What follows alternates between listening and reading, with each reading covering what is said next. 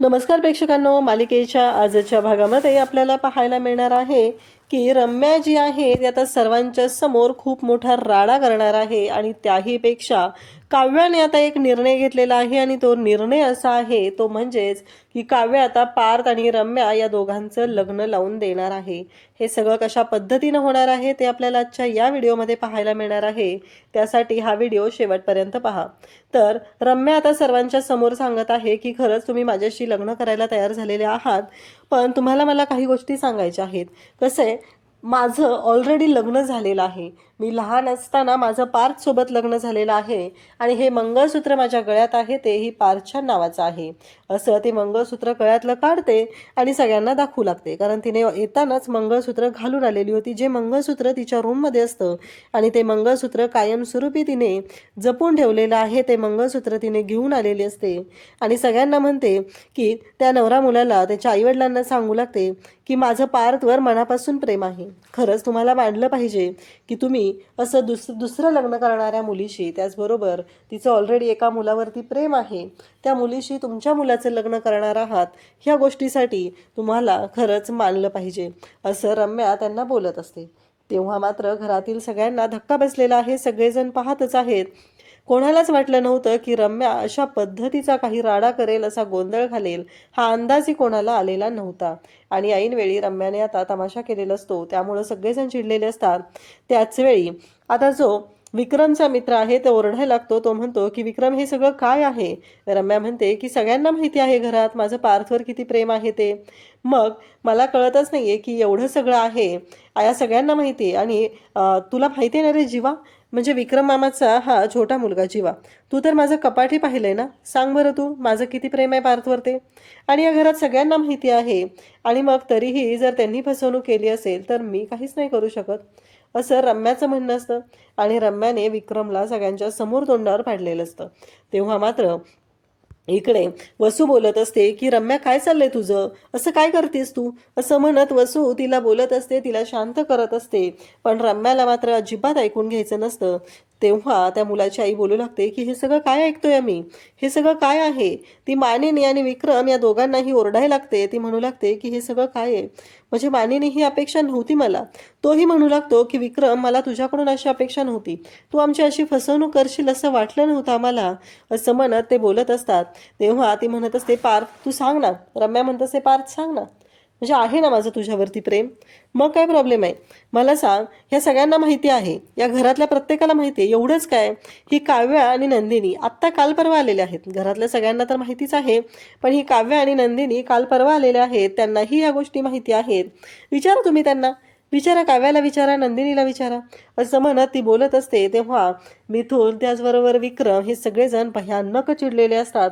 त्या मुलीच्या आईवडिलांना तर मुलाच्या आईवडिलांना तर धक्का बसलेला असतो, कारण आपला मित्र आपल्याला फसवेल असं वाटलं नव्हतं, कारण त्यांना याच गोष्टीचा राग आलेला असतो की तू आम्हाला का फसवलंस, म्हणजे ही मुलगी अशी आहे हे आम्हाला का सांगितलं नाही, कारण एखादी मुलगी एखाद्या मुलाच्या प्रेमात एवढी अखंड बुडालेली आहे आणि त्या मुलीकडून आपण काय अपेक्षा करायच्या आहेत, कारण तिने स्पष्टपणे सर्वांच्या तोंडावर सांगत आहे की तिचं दुसऱ्या कोणावर तरी प्रेम आहे, आणि तरीही जर आपण तिच्याकडून अपेक्षा करणार असेल तर त्या गोष्टीला अर्थच नाही, असं सगळ्यांचं म्हणणं असतं।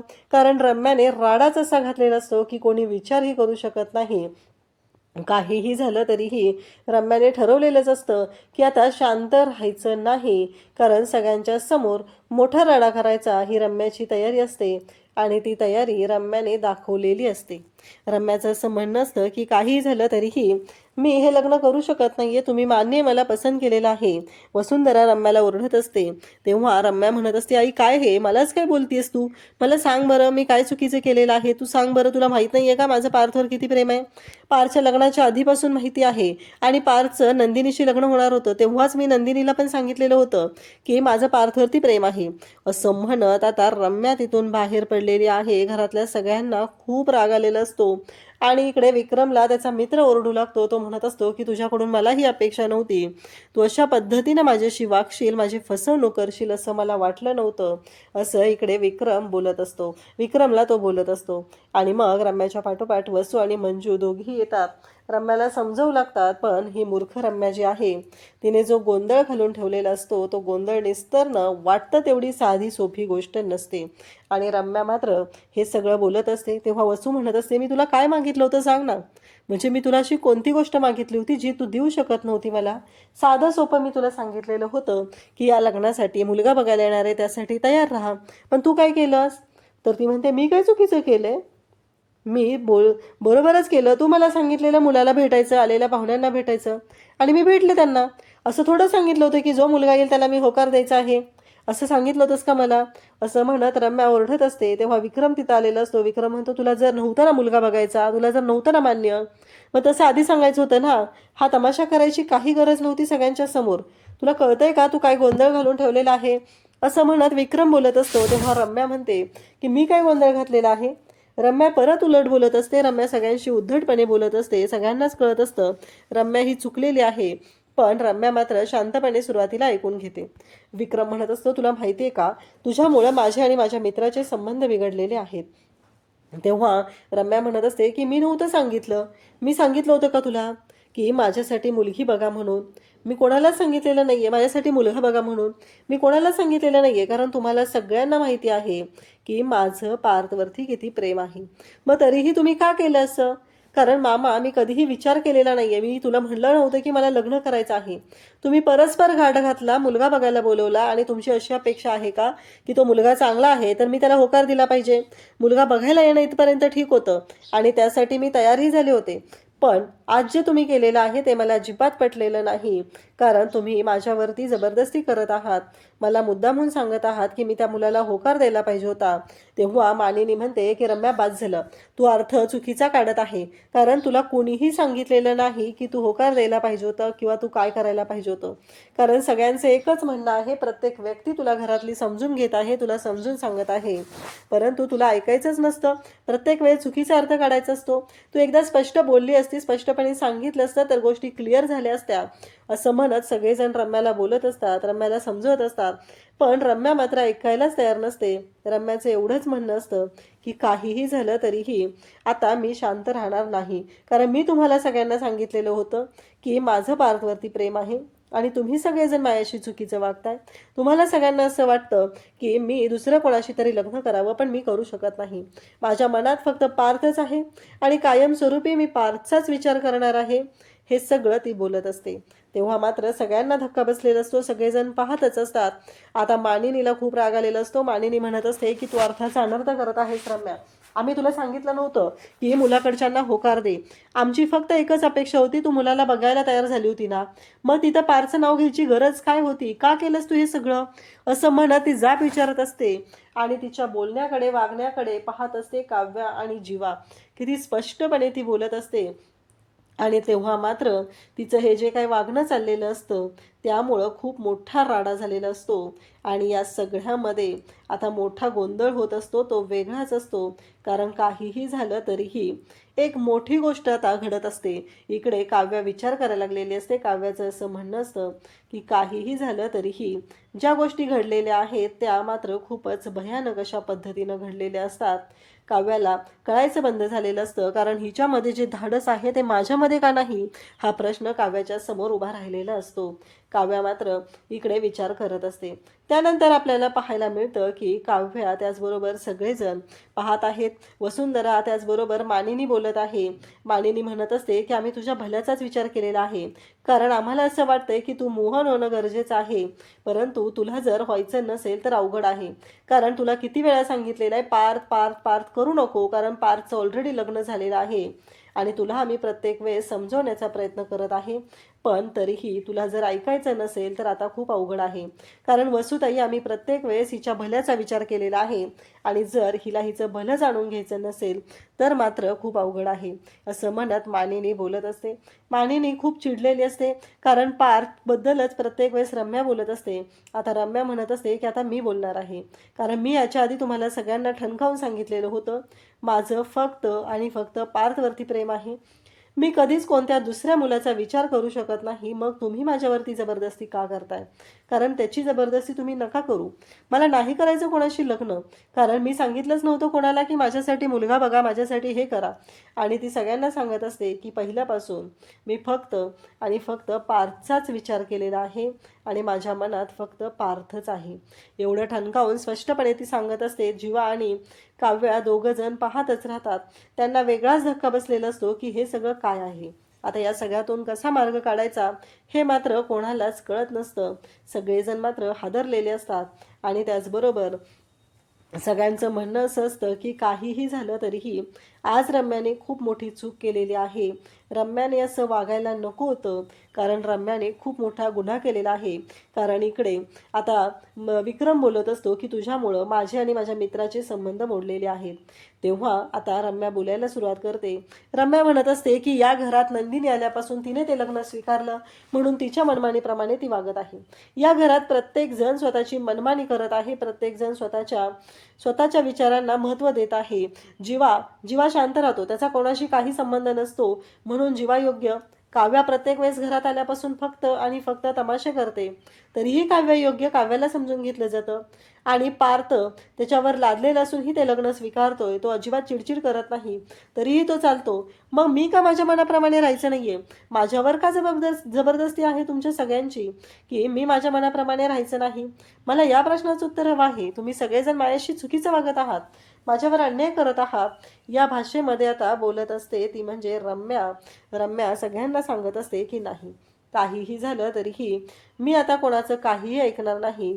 तेव्हा जीवा आणि काव्या यांना मात्र प्रश्न पडलेला असतो, कारण आज रम्यानं जे केलेलं आहे ते खरंच खूप खतरनाक असं होतं. हे करण्यासाठी खूप मोठं धाडस लागतं. ही गोष्ट मात्र आता त्यांच्या लक्षात आलेली असते. वसुंधरा इकडे समजवत असते, पण रम्याला मात्र अजिबात ऐकून घ्यायचं नसतं.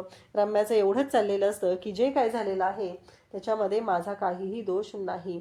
आणि त्याचबरोबर रम्या म्हणत असते की काहीही झालं तरीही आता माझं काहीही चुकलेलं नाही.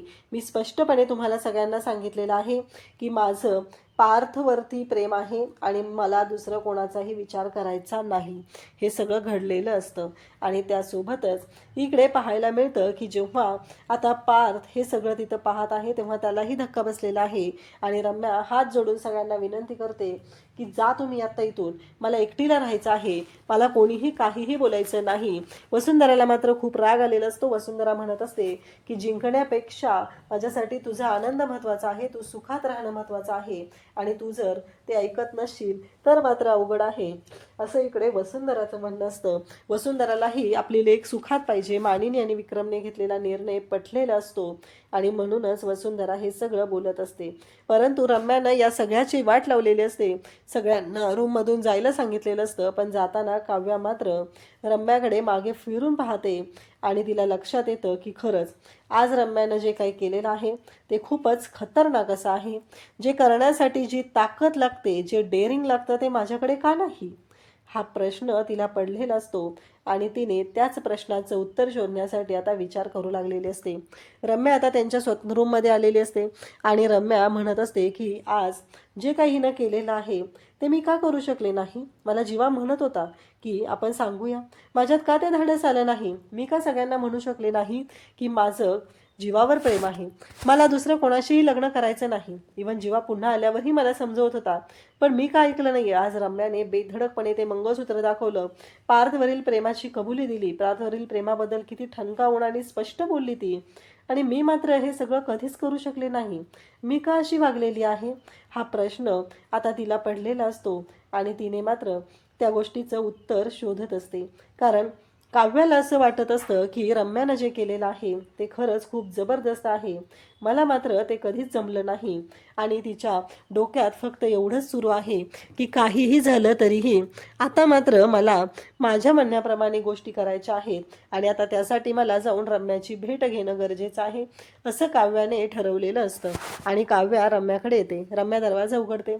रम्या म्हणते, हो तुझी माझ्याकडून चूक झालेली आहे, जर त्या मोबाईल चेक केला त्याबद्दल जर तू माझ्याशी बोलायला आली असेल तर प्लीज नको बोलूस, असं रम्या तिला स्पष्टपणे सांगत असते. तेव्हा काव्या म्हणत असते की नाही, मला तुझ्याशी दुसऱ्या विषयावर बोलायचे, दरवाजा उघड. आत येऊ ना मी, तेव्हा रम्या उघडते आणि मग काव्या तिला म्हणत असते की मला तुझ्याशी बोलायचं आहे, पण दुसऱ्या विषयावरती बोलायचं आहे, म्हणून मी तुझ्याकडे आलेली आहे, असं काव्या तिला सांगत असते. आणि त्यासोबतच त्या दोघींचं बोलणं चाललेलं असतं. आणि मग काव्या दरवाजा बंद करायला होते आणि दोघीही बोलत असतात. आणि त्याचबरोबर इकडे आपल्याला पाहायला मिळतं की हे सगळं जेव्हा घडत असतं तेव्हा मात्र इकडे काव्या तिला विचारते की मला सांग, तू तेव्हा का आली नाहीस? म्हणजे एवढं सगळं का केलंस? तेव्हा का आली नाहीस लग्नामध्ये? तुझं आणि पार्थचं लग्न होऊ शकलं असतं ना? असं काव्या तिला विचारत असते. दोघींमध्ये बोलणं सुरू झालेलं असतं. आणि त्याचबरोबर इकडे काव्याने तिला स्पष्ट विचारलेलं असतं. आता काव्याचं उत्तर देत असते रम्या.